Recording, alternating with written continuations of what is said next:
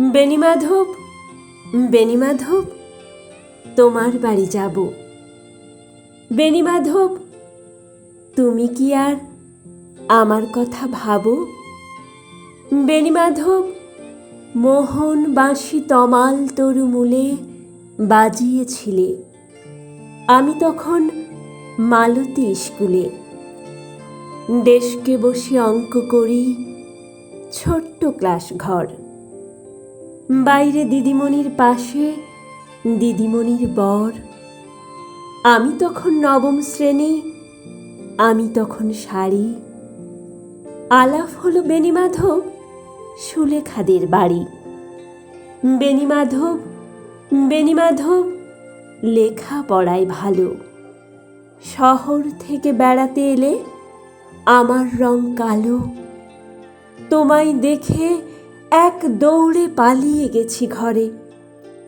বেণীমাধব, আমার বাবা দোকানে কাজ করে। কুঞ্জে অলি গুঞ্জে তবু ফুটেছে মঞ্জরি।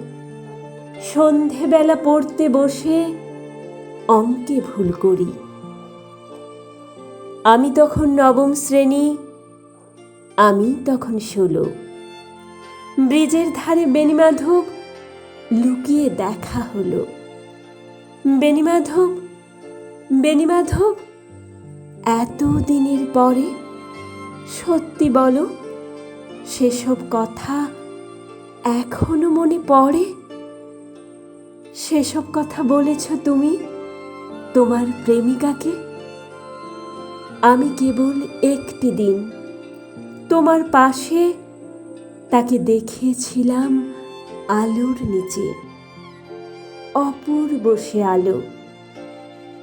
স্বীকার করি দুজনকেই মানিয়েছিল ভালো। জুড়িয়ে দিল চোখ আমার, পুড়িয়ে দিল চোখ। বাড়িতে এসে বলেছিলাম ওদের ভালো হোক।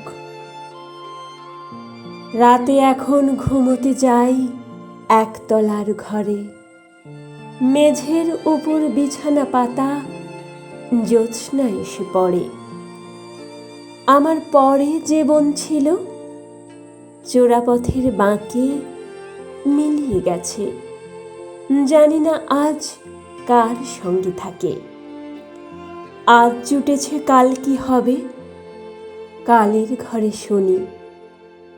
আমি এখন এই পাড়ায় সেলাই দিদিমণি। তবু আগুন, বেণীমাধব, আগুন জ্বলে কই?